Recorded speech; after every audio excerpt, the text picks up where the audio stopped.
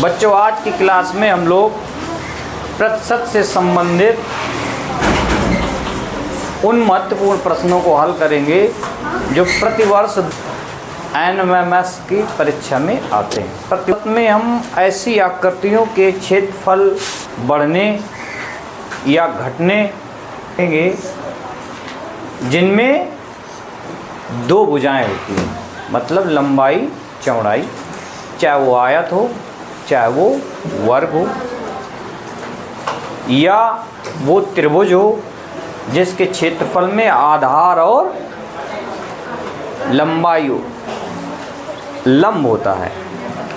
जैसे आयत में लंबाई गुणे चौड़ाई, वर्ग में भुजा गुणे भुजा, और त्रिभुज के क्षेत्र गुणे ऊंचाई। तो तीनों आकृतियों के बारे में हम लोग पढ़ेंगे कि अगर उनकी भुजाओं में लंबाई या चौड़ाई में वृद्धि कर दी जाए तो उसके क्षेत्रफल में कितनी प्रतिशत वृद्धि होगी।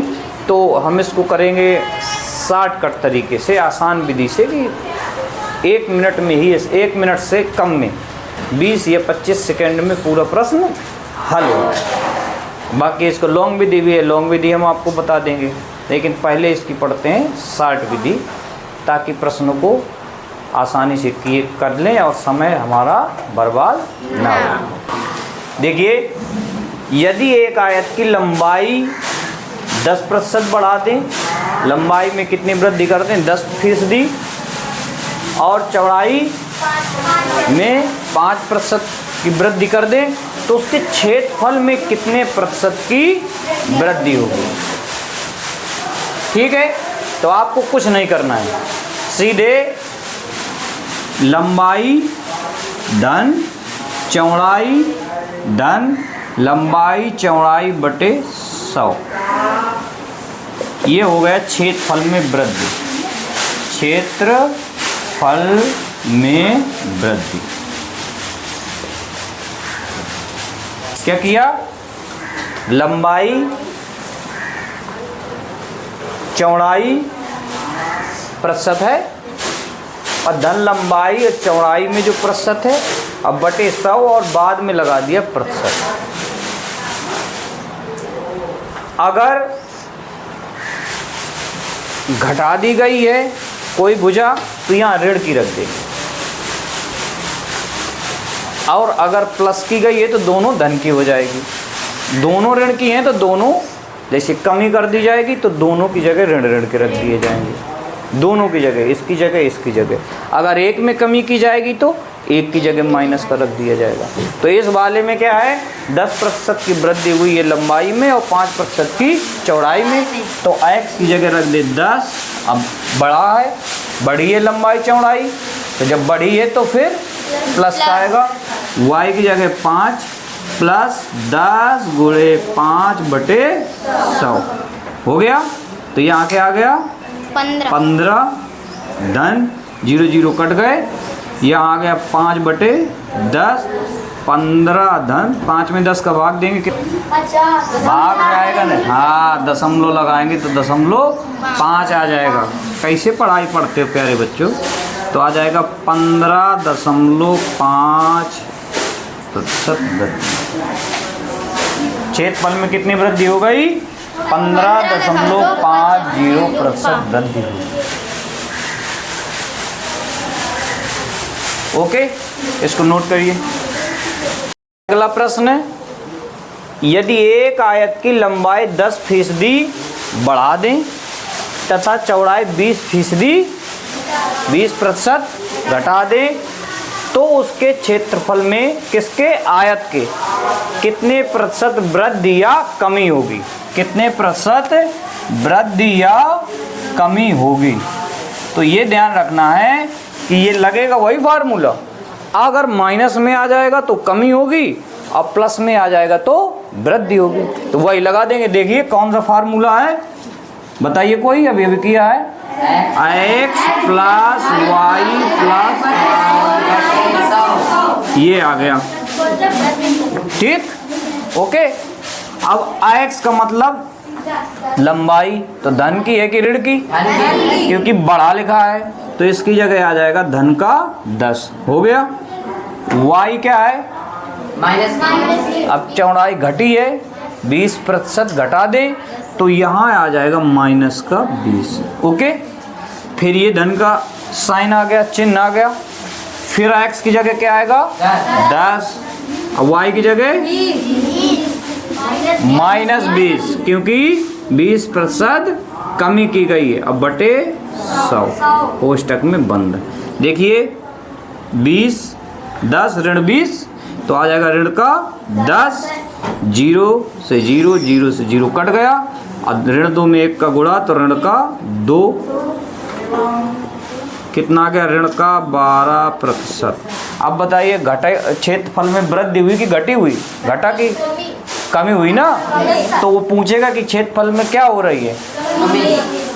तो कमी हो रही है माइनस में। विकल्प में ऐसे भी लिख देगा 20% कमी, 20% बढ़ोतरी, 12% कमी, 12% बढ़ोतरी, वे भी देखना है आपको। ओके, समझ में आया ये? ठीक। यदि एक आयत की लंबाई 15% घटा दी जाए, ठीक, और चौड़ाई 5% घटा दी जाए, दोनों घटा दी जाए, तो क्षेत्रफल में क्या होगी? कमी होगी कि वृद्धि होगी? ठीक है, तो हमें कुछ नहीं करना है। लॉन्ग वाला अगर फार्मूला लगाएंगे तो समय ज़्यादा लगेगा। अब हम लोग बैठे हैं कंपटीशन में, प्रतियोगी परीक्षा में, तो हमें क्या करना होता है? कम समय में ज़्यादा प्रश्न करने होते हैं। उसी के हिसाब से हम लोग इसमें रखेंगे। शॉर्ट वाले फार्मूले में क्या है वो कोई बताएगा? x plus Y plus X Y बटे 100 ये होता है। ठीक, अगर कमी की जा रही है दोनों में तो ऋण ऋण का रख देंगे।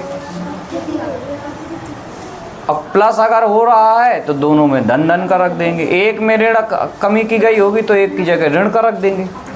ओके, तो कर लेते हैं इसको। लंबाई में क्या है? बढ़ोतरी घटोतरी? तो क्या का रख दें? -15। फिर चौड़ाई में -5 धन, यहाँ भी वही -15 -5 बटे 100 और यहाँ आ गया प्रतिशत। ऋण का 15, ऋण का 5, ऋण का 20, 30 नहीं, ऋण का 20। अब गुणा करा देंगे, चाहे काट दो, सरल कर दो, तो 5 दूनी 5 ही 5 चौको, यहाँ ऋण ऋण धन, 3/4 आ गया। ठीक है, भाग दे के जोड़ घटा सकते हो, नहीं लासा लेके कर लो, जैसे ही आपकी मर्जी हो। चाहे लासा ले लो और चाहे 3 में 4 का भाग कर लो। तो यहाँ बटे में 1 करके लासा ले लो तो आ जाएगा, 1 का भाग लगाएंगे, 4 का गुणा करेंगे तो आ जाएगा ऋण का 80 धन का 3, तो आ जाएगा 83 का एको आ जाएगा 77 -77 बटे 4 प्रतिशत। 4 का भाग लगा दीजिए तो आ जाएगा, चाहे सही बटे में लिख दीजिए चाहे दशमलव में। सही बटे में लिखेंगे तो कितना आएगा? 77 में 4 का भाग लगाइए तो आ जाएगा 4 एकन्ने 4 3, अब आ जाएगा 4 9 36 1, तो आ जाएगा 19, पूरा चला गया 19 12, 1/4 यहाँ आ गया -19 और 1/4 प्रतिशत। इतनी प्रतिशत की क्या होगी? घटोतरी की बढ़ोतरी? तो उसके क्षेत्रफल में कमी हुई, क्षेत्रफल में कमी हो गई। अब दशमलव में आगे लिखना है तो 1 का भाग, 1 में 4 का भाग लगा दीजिए तो -19 दशमलव 4 का भाग लगाएंगे तो कितना आएगा? 0.4 दूनी 8 4 पंचे 20, इतने दशमलव में आ जाएगा। Okay, clear? किसी को दिक्कत? देखिए अगला प्रश्न है, यदि एक वर्ग की भुजा में 9% वृद्धि कर दें, 9% वृद्धि कर दें, तो इसमें भी क्षेत्रफल में, वर्ग के क्षेत्रफल में भुजा गुणे भुजा होता है, यही तो होता है भुजा गुणे भुजा क्षेत्रफल। तो सीधे आ जाएगा वही सेम फार्मूला रख देंगे निकालने वाला। तो कितना आ जाएगा? एक्स धन वाई धन एक्स वाई बटे 100। ठीक, यही तो होगा। रख दीजिए तो आ जाएगा 9 धन का 9 गुणे 9 बटे 100। 9 9 कितना हो गया 18, और धन का 9 नहीं बटे 100 तो आया 18 धन। 2 जीरो है तो 2 अंकों के पहले दशमलव 81 तो आ जाएगा 18.81%। नहीं है समझ में? 18.81% की वृद्धि हो जाएगी।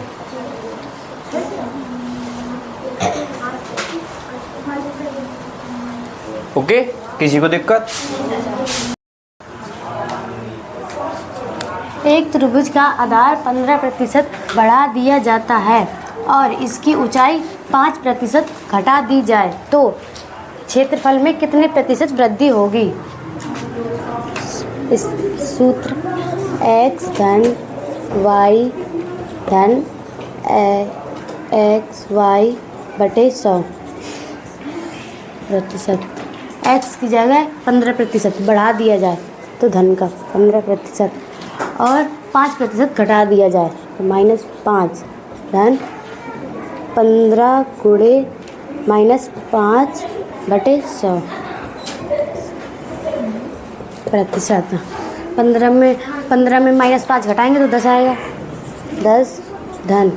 अब 5 से 15 काटेंगे 3 बार, 100 काटेंगे तो 20, -5 से 20 काटेंगे 4, यहाँ आएगा -3 बटे 4 बराबर।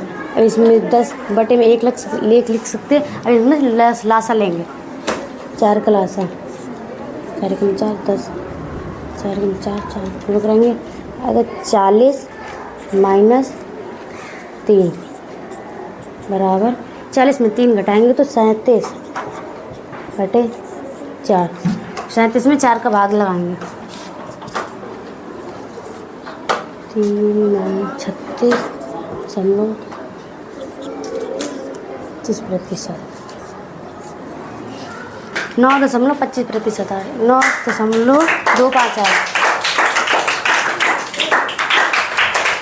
रहा है, 9.25%।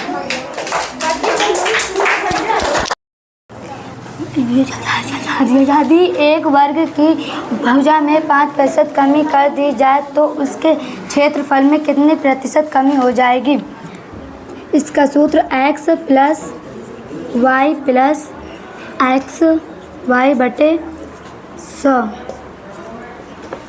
x की जगह में 5 कमी है तो -5 प्लस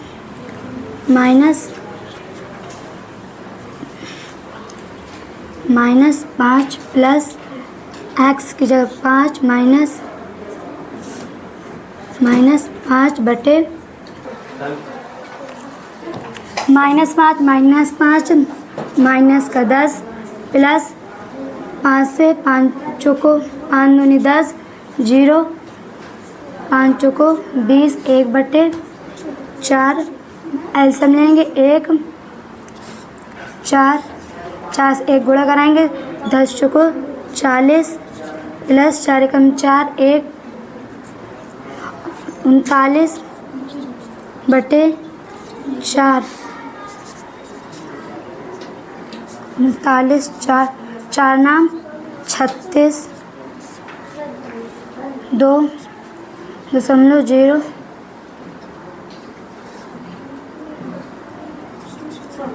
28 2 0 4 5 20 9.75 में होगी। हमने इसके पहले आयत के क्षेत्रफल में वृद्धि या कमी, वर्ग के क्षेत्रफल में वृद्धि या कमी सीखी, क्योंकि आयत के क्षेत्रफल में लंबाई गुणे चौड़ाई, वर्ग के क्षेत्रफल में भुजा गुणे भुजा। तीसरा है इसी प्रकार गुणा में होगा, त्रिभुज का क्षेत्रफल होता है 1/2 आधार गुणे ऊंचाई।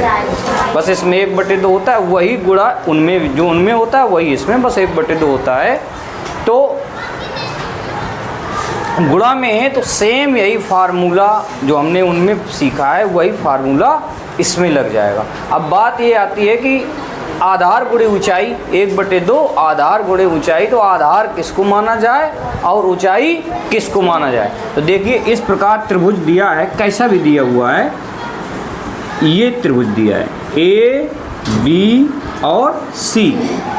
आधार किसको माने और ऊंचाई किसको माने, तो शीर्ष से सामने वाली भुजा पे लंब डाल देंगे, किसी भी शीर्ष से सामने वाली भुजा पे लंब डाल देंगे तो वो भुजा आधार हो जाएगी। जिस पे लंब डाला जाएगा वो क्या हो जाएगी, आधार हो जाएगी, और लंब ऊंचाई हो जाएगा। जैसे इसमें देख लीजिए, इसमें हमने इस पे लंब डाला, दिया हुआ होगा तो कोई दिक्कत नहीं है, नहीं दिया है तो लंब डाल देते हैं। तो लंब डाला, यहाँ से लंब डालना पता है आपको, यहाँ प्रकार की नोक रखते हैं और ऐसे चाप लगाते हैं, फिर यहाँ से चाप लगाते हैं, फिर यहाँ प्रकार की नोक रख के ऐसे चाप लगाएंगे, यहाँ प्रकार की नोक रख के ऐसे, फिर इनको मिला देते हैं। ये हमारा 90 अंश का कोण बनाता है। इसका क्या नाम हो जाता है, इसको कहते हैं ऊंचाई। और नीचे वाले को जिस पे लंब डाला है उसको आधार। ओके, जब इस वाले सिर से लंब डाल देंगे तो ये आधार हो जाएगा और ये ऊंचाई हो जाएगी। इस वाले से लंब डालेंगे तो ये ऊंचाई हो जाएगी और ये आधार हो जाएगा। हल करने के बाद चाहे जिसको ऊंचाई ले लीजिए चाहे जिसको आधार, उत्तर सेम आएगा, क्योंकि वो ये दिखाता है कि त्रिभुज कितनी जगह पे बना हुआ है, त्रिभुज कितनी जगह ढक रहा है। क्षेत्रफल का मतलब होता है ढकना। ओके, किसी को दिक्कत? तो अब इतना समझ में आया आधार ऊंचाई कौन होगा। आधार और ऊंचाई का गुणा करा के आधा कर देते हैं तो किसी भी त्रिभुज का क्षेत्रफल निकल आता है। अब उसमें भुजा तो दी नहीं है, ये दिया है कि आधार 30% घटा दिया जाए, आधार 30% घटा दिया जाए और ऊंचाई 25% बढ़ा दी जाए तो क्षेत्रफल में कितने प्रतिशत की कमी होगी। तो सेम फार्मूला वही लगाते हैं। और श्रेया बताइए कौन सा फार्मूला है, ट्रिक वाला, तुरंत लगा। हाँ, एक्स प्लस हाँ वाई प्लस एक्स वाई बटे 100, एक्स वाई बटे 100, ये इसमें बटे लगा देंगे इसमें। ठीक है, तो इधर करते हैं इसको, X plus Y plus X Y बटे 100। तो एक्स क्या है, 30% घटा दी जाए तो क्या लिखेंगे, धन का कि माइनस का, -30। वाई बढ़ा दी जाए, धन का कि माइनस का, प्लस वाई। फिर एक्स क्या है, -30 गुणे 25 अब बटे 100। ऋण 30 धन 25 ऋण का 5 आ जाएगा। इसको हल कर लेते हैं। ये याद रखना है कि गुणा करने के पहले सरल कर लेना है, काट लेना है, भाग दे देना है, फिर इसके बाद गुणा कराना है। तो जैसे ये 25, ये 0 से 0 हटा दो, अब 5 से काट दो इसको, 5 25, अब 5 दूनी 10, अब ऊपर आ गया 5 3 15, माइनस का 15 बटे 2। चाहे सीधे भाग दे दीजिए तो 7.5 यहाँ आ जाएगा, ऋण 5 से जोड़ देंगे तो ऋण 12.5। अच्छा, लासा ले लीजिए, जैसे आपको मन हो वैसे कर लीजिए। तो लासा लेके भी कर सकते हैं और डायरेक्ट भी कर सकते हैं। तो ऋण 5, 2 का भाग लगाया तो 2 सत्ते 14 और 0.5, 1 बचे 0, 2 पंचे 10, बस 7.5 ऋण का, 5 ऋण का, ऋण का 12.5% दिया गया। मतलब वृद्धि होगी कि घटेगा, कमी होगी। और कितनी कमी होगी, 12.5% की कमी होगी। क्षेत्रफल में 12.5। बस इस प्रकार कर लेते हैं, हल कर लेते हैं। ओके, नोट करिए इसको। यदि एक त्रिभुज का आधार x% घटा दिया जाए और इसकी ऊंचाई x% बढ़ा दी जाए तो क्षेत्रफल में कमी होगी या वृद्धि। तो सूत्र लगाएंगे x plus Y plus X Y बटे 100%। x की जगह x घटा दिया जाए तो माइनस में आएगा और इसकी ऊंचाई x% बढ़ा दी जाए तो प्लस में, x प्लस माइनस x गुणे x बटे 100 अब माइनस एक्स और प्लस एक्स को जोड़ेंगे तो 0 आएगा। देखिए माइनस एक्स और एक्स को जोड़ाएंगे एक्स स्क्वायर माइनस का बटे 100, माइनस का मतलब कमी और एक्स स्क्वायर बटे 100% कमी होगी, दूसरा सही।